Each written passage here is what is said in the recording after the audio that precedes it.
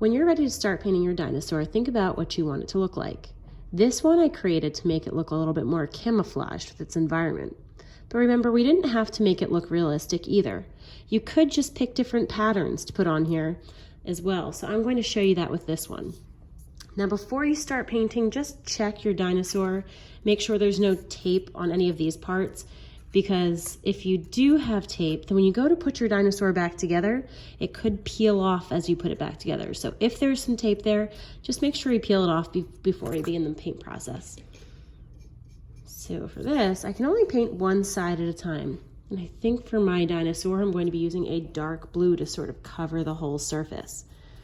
Now part of this is making sure that we don't leave anything unpainted. We don't want to see the original cardboard color. So make sure you're just covering up all the little spots.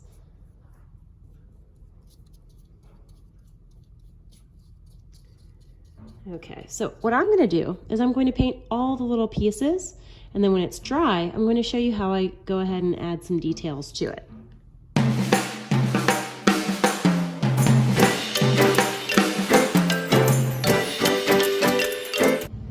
Once all the pieces are painted and decorated, you can go ahead and finally put it all back together again. So again, make sure when you put these together that it doesn't stop here, because then it looks a little bit awkward. You have to make sure that it comes up and should sort of line up with his hips up here. Same thing with his arms. Put his little head together.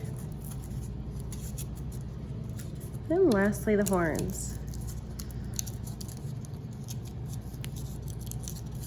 And when you're done, you'll have either a Triceratops or dinosaur that looks more realistic, or one that looks a little bit more artistic. Up to you.